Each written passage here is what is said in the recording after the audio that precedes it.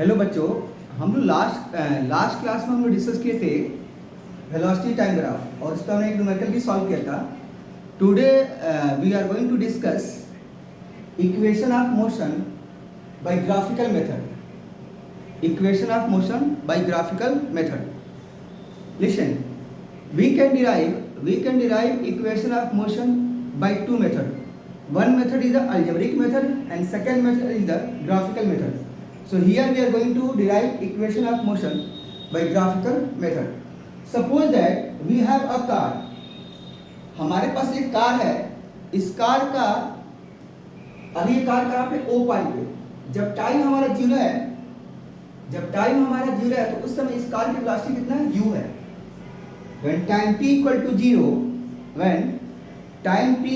0, then the velocity of car is the u.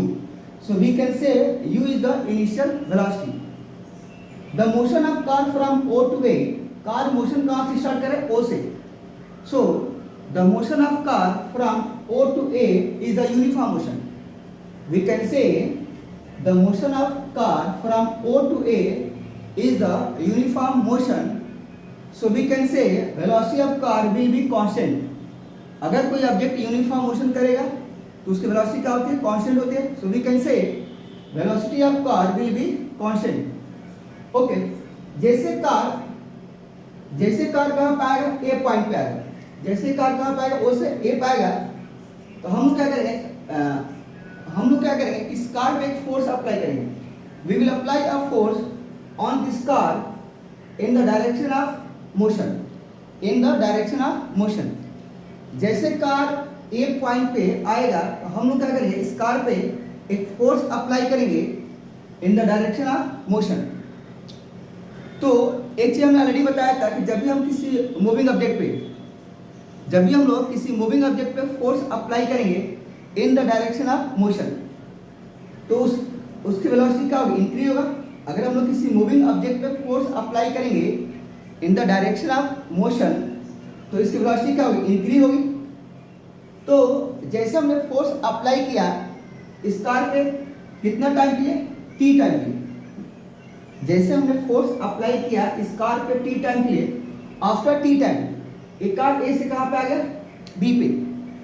ठीक है, और आफ्टर टी टाइम एक कार ने कितना डिस्टेंस कवर किया? S is the displacement from A to B in time interval t. So we can say distance का displacement। हमने class में एक पॉइंट लिखवाया था। अगर कोई ऑब्जेक्ट एक स्ट्रेट लाइन पर मोशन करेगा तो डिस्टेंस का होता है? डिस्प्लेसमेंट के इक्वल होता है एंड स्पीड क्या होगा? वेलोसिटी के इक्वल होगा। तभी ये मोशन कहाँ हो रहा है? एक स्ट्रेट लाइन पे हो रहा है। यहाँ पे देखो, आप चाहो तो डिस्टेंस को डिस्प्लेसमेंट बोल सकते हो या डिस्प्लेसमेंट को डिस्टेंस बोल सकते हैं हम लोग।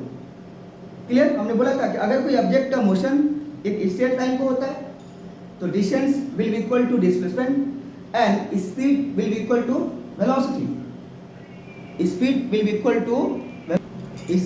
Equal to velocity. So what we observe, car का मोशन कहाँ से स्टार्ट हुआ? ओ पॉइंट से। जब टाइम जीरो था उस समय भी कार की वेलोसिटी क्या है? u है। ठीक है, और जैसे कार हमारा ए पॉइंट पर आया तो हमने क्या किया? इस कार के ऊपर एक फोर्स अप्लाई किया इन the direction of motion.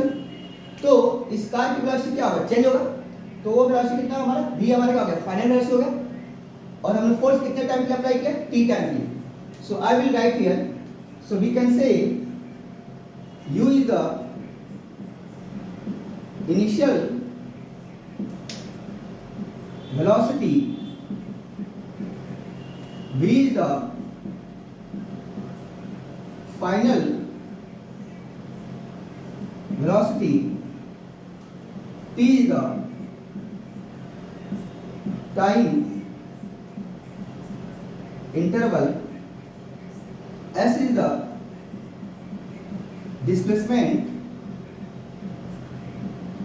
displacement covered by car in t time,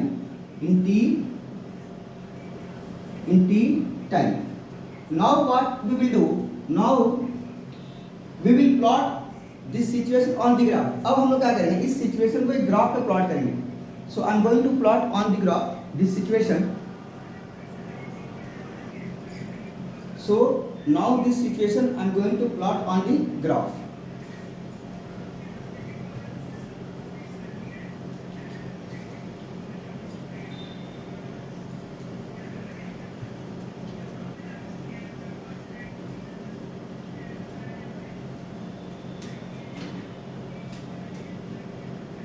So this is the y-axis, this is the y-axis, this is the x-axis. So on x-axis we will consider as a time we will take on x-axis, and velocity we will consider on y-axis. So this is the velocity axis. So 8.0 time is zero. It's very important. 8.0 time क्या था हमारा, zero था, but velocity कितना था, u था. 8.0 time zero था and velocity कितना था, u था. So this is the a point.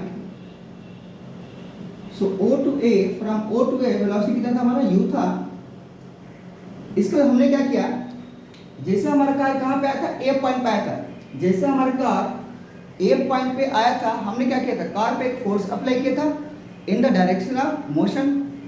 तो मैंने बताया था अगर आप किसी मूविंग ऑब्जेक्ट पे फोर्स अप्लाई करोगे इन द डायरेक्शन ऑफ मोशन तो उसकी वेलोसिटी क्या होगा, इंक्रीज होगा. और इस मोशन को हम क्या बोलते हैं, एक्सेलरेटेड मोशन. ऐसे मोशन को हम लोग क्या बोलते हैं, एक्सेलरेटेड मोशन. सो ए पे हम लोग फोर्स लगाएंगे तो ए से हमारा ऑब्जेक्ट कहाँ जाएगा, बी पे. फ्रॉम ए से हमारा ऑब्जेक्ट कहाँ जाएगा, बी पे. और एक ऐसा मोशन है, accelerated motion. So now we will draw a perpendicular line from B on X axis. B से हम लोग एक परपेंडिकुलर लाइन ड्रा करेंगे एक्स एक्सिस पे, और ए से हम लोग एक लाइन ड्रा करेंगे पैरेलल टू एक्स एक्सिस. इस पॉइंट को सी मानो, इसको अब डी मानो. हमारा टाइम कितना था, टी था. टी हमारा टाइम इंटरवल है, ए से भी हमारा टी ही होगा. तो ए पे तो हमारा वेलोसिटी u था, बी पॉइंट पे, बी पे वेलोसिटी क्या था हमारा, v था. बी पॉइंट पे हमारा वेलोसिटी था v. अब इसको ये एट पॉइंट बी कार का वेलोसिटी कितना था, v. So now I have plotted the situation on the graph. ये हमारा वेलोसिटी टाइम ग्राफ है. अब हम लोग डिराइव करेंगे, पहले हम डिराइव करेंगे first equation of motion. First we will derive first equation of motion.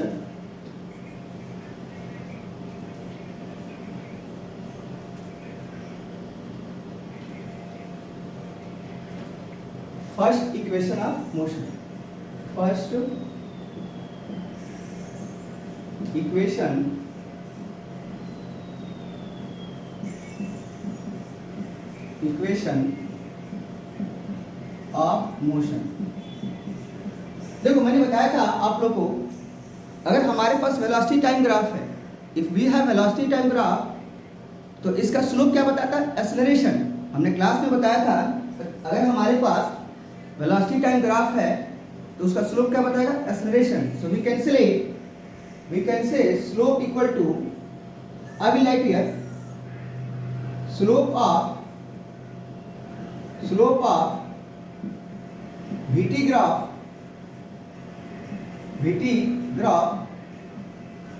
will give acceleration.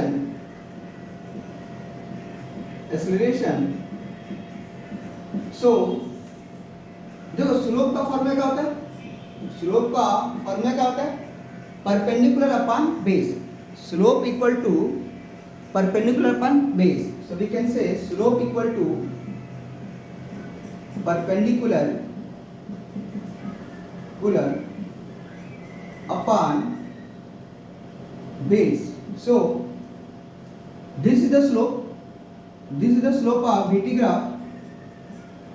So this is the 90 degree. This is the perpendicular. And this is the AC is the base. BC क्या होगा हमारा, BC हमारा perpendicular है और AC क्या होगा base. So I will write here in triangle ACB so slope equal to perpendicular कितना हमारा BC है, BC is the perpendicular and AC is the base. So slope क्या बताएगा एक्सेलरेशन, तो A इक्वल टू BC। देखो BC की value हम कैसे निकालेंगे, BC की वैल्यू हम लोग क्या करेंगे, तो हम लोग BD में से CD को माइनस करो। अगर आपको फाइंड करना है किसकी वैल्यू, BC की वैल्यू, तो आप क्या करोगे कि जो BD की वैल्यू है उसमें से CD की वैल्यू माइनस करो। So I will write here BC equal to BD minus CD और बेस कितना होगा हमारा AC। तो AC क्या है हमारा OD के इक्वल है, AC equal to OD। So I will write here OD और OD की वैल्यू कितना हमारा T है। सो BD कितना हमारा BD की वैल्यू V है और CD कितना हमारा CD जो है OA के इक्वल है। CD क्या है, CD जो है OA के इक्वल है, तो OA कितना U है तो CD भी कितना होगा U होगा। सो U और minus T, now we will do cross multiply. So AT equal to V minus U और V equal to U plus AT। This is the first equation of motion, this is the first equation of motion, this is the first equation of. तो आप ये note भी कर सकते हो, ठीक है ना, आप पॉज करके नोट कर लेना, ठीक है। अब हम स्टार्ट करते हैं।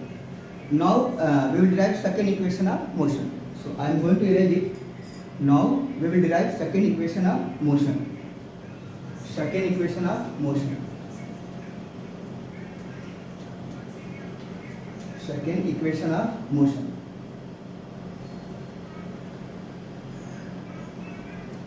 Second equation of motion, second equation of motion. देखो मैंने आपको बताया था अगर हमारे पास वेलोसिटी टाइम ग्राफ है तो उसका एरिया क्या बताएगा, तो मैंने बताया था डिस्टेंस ऑफ डिस्प्लेसमेंट। अगर हमारे पास स्पीड टाइम ग्राफ है, अगर हमारे पास स्पीड टाइम ग्राफ है तो उसका एरिया क्या बताएगा टोटल डिस्टेंस। अगर हमारे पास वेलोसिटी टाइम ग्राफ है तब उसका एरिया क्या बताएगा टोटल डिस्प्लेसमेंट। हमने ऑलरेडी क्लास में डिस्कस कर चुके थे, ठीक है। तो सेकेंड इक्वेशन ऑफ मोशन में हमको डिराइव करना है S equal to ut plus half AT square. So मैंने बताया था एवरेज स्पीड। देखो आप एक चीज देखो, आप O से A और A से B अगर हम देखा जाए तो जो कार का जो मोशन है फ्रॉम O टू B वो कैसा है नॉन यूनिफॉर्म मोशन। जो कार का मोशन है फ्रॉम O टू B ये कैसा मोशन है नॉन यूनिफॉर्म मोशन। तो मैंने बताया था अगर हमारा मोशन कैसा है नॉन यूनिफॉर्म मोशन है, अगर किसी ऑब्जेक्ट का मोशन नॉन यूनिफॉर्म है तो हम डिस्टेंस कैसे निकालते हैं। सो वी कैन से हम लोग पहले फाइंड करेंगे एवरेज स्पीड। तो एवरेज स्पीड आता है total distance upon total time taken. So here we will find average velocity, average velocity. तो एवरेज वेलोसिटी का होगा total displacement upon total time taken. So I will write here we know that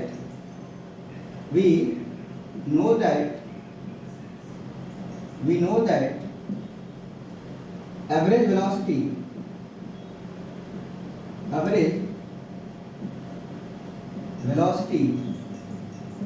equal to total displacement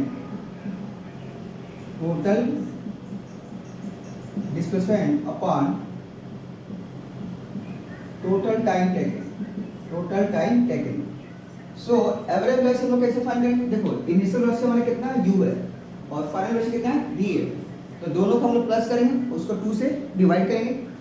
so average velocity आएगा हमारा u plus v upon 2 and total displacement कितना हमारा total हमने अभी बताया था कि इस कार का टोटल डिस्प्लेसमेंट कितना था s का, car cover s displacement in t time. So displacement will be equal to s and total time कितना था हमारा t। So we will do cross multiply. तो s equal to v plus u upon 2 into t. Now we will put the value of v. Now we will put the value of v from first equation. अब हम लोग पहले equation से यहाँ पे v की value को put करेंगे. तो पहले इक्वेशन में v की वैल्यू क्या था? In first equation, from equation first v की वैल्यू क्या था? u plus 80. u plus 80. So here we will put the value of v. So we will get s equal to u plus 80 plus u upon 2 into t. अब इसको हम solve करेंगे. So we will get s equal to 2u plus 80 upon 2 into t. So we will multiply by t. So we will get s equal to 2ut plus 80 square divided by 2. So final we will get result s equal to ut plus half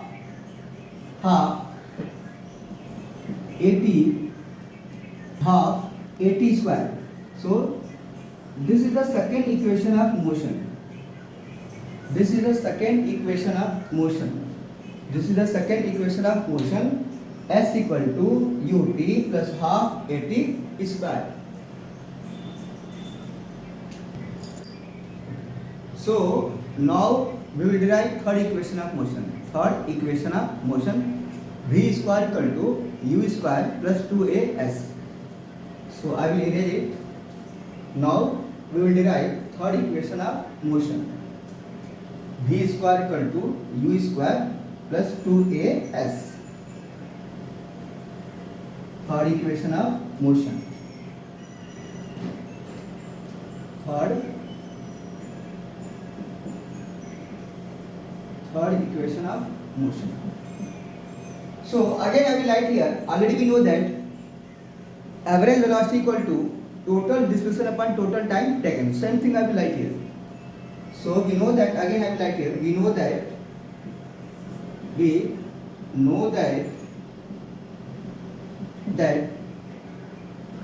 average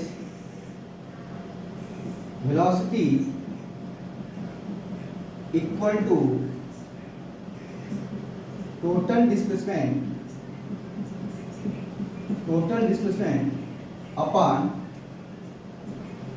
total time taken. So average velocity क्या होगा? देखो हमारे पास दो ही velocity है, एक तो initial हमारा u है और फाइनल कितना हमारा v है. तो दोनों को हम लोग प्लस करेंगे और उसको 2 से डिवाइड करेंगे. So we will get average velocity. So average velocity equal to v plus u upon 2 equal to total displacement कितना था बताओ? टोटल डिस्प्लेसमेंट कितना है? देखो इस इक्वेशन को हम चाहे तो दो मेथड से डिराइव कर सकते हैं. एक तो हम चाहे तो इसका एरिया निकालो. हमने बताया था आपको कि अगर हमारे पास वेलोसिटी टाइम ग्राफ है तो उसका एरिया क्या बताता है? डिस्प्लेसमेंट. तो उससे भी हम डिराइव कर सकते हैं. तो मैं दोनों बताऊँ, ठीक है? दोनों मेथड से आऊँगा. ये मान के चलो अभी ये फर्स्ट मेथड है, ये हमारा फर्स्ट मेथड है. अभी सेकेंड में सिखाऊँ, सेकेंड बताऊँ, ठीक है? सो टोटल डिस्प्लेसमेंट कितना आएगा s और टोटल टाइम कितना होगा t. So again we will do cross multiply.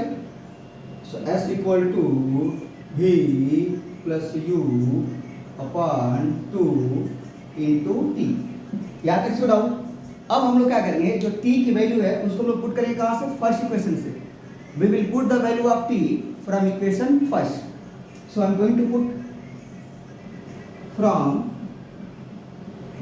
equation first t equal to, we will get v minus u upon a. So now I am going to put the value of t from equation first. So we will get s equal to v plus u upon 2 into v minus u upon a.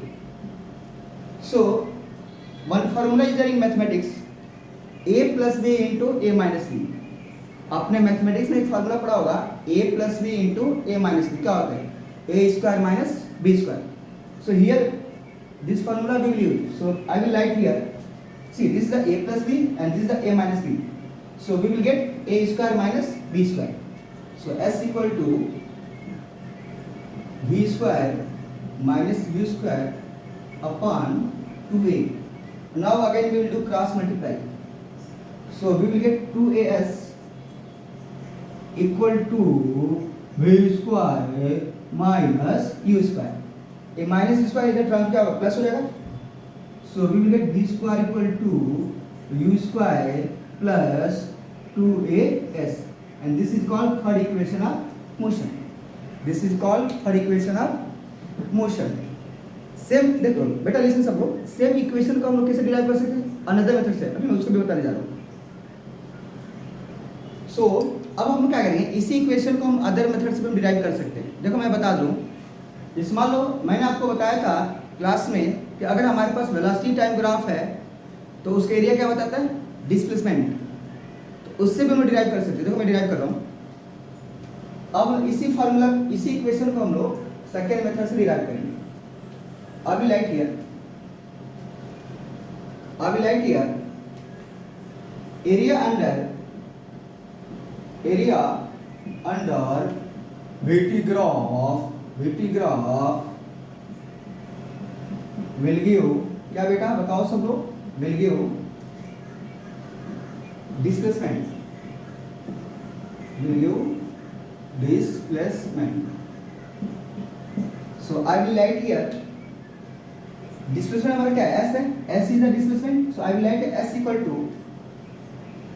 To अब बताओ इस graph में देखो, ये हमारा AD graph है. Area क्या आएगा, एक तो ट्रायंगल बनेगा, एक रेक्टेंगल. ये जो पूरा एरिया है, ये टोटल ग्राफ जो है ना, टू पार्ट्स में डिवाइड है. एक तो ट्रायंगल फॉर्म हो रहा है और ये क्या बनेगा हमारा, रेक्टेंगल. या एक और तरीके से सिखा रहा हूँ, ये पूरा डायग्राम क्या बना हमारा, ट्रेपेजियम बन रहा है. देखो इसके लिए हम दो तरह से फाइंड कर सकते हैं. या तो आप ऐसे मान लो कि ओ ए बी सी डी क्या बनेगा, ट्रेपेजियम बनेगा. या तो इसको ट्रेपेजियम मान के इसके एरिया फाइंड करो, या तो आप लोग इस फिगर को टू पार्ट्स में डिवाइड करो. ए सी डी एक ट्रायंगल बनेगा और एक ओ ए सी डी क्या बनेगा, रेक्टेंगल बनेगा. तो देखो मैं डिराइव कर रहा हूँ. So I will write here area of O A B C D O. तो हमारे पास दो ऑप्शन है, या तो आप इसको दो पार्ट्स में डिवाइड करके इसका एरिया फाइंड करो, या तो इसको क्या कंसीडर करो, ट्रेपेजियम. तो ट्रेपेजियम का एरिया क्या होता है, ये तो मैथमेटिक्स है. I will tell. Area of trapezium होता है 1/2. I will write here 1/2 sum of parallel side. Sum of parallel side into height. So this formula we will use here. हम लोग इस formula को apply करेंगे. So I will write here area of trapezium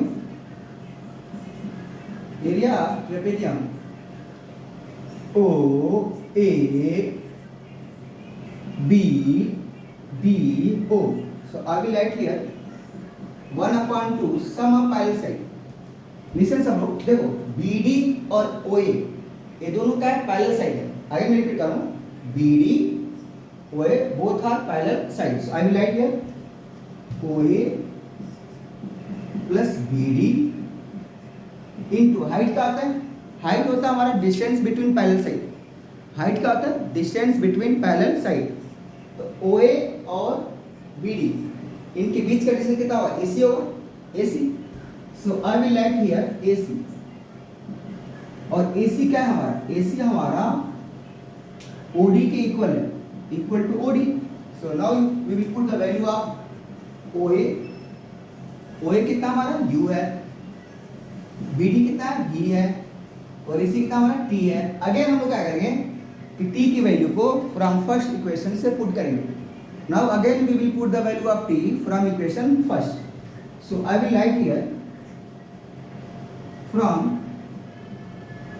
equation first T equal to V minus U upon A.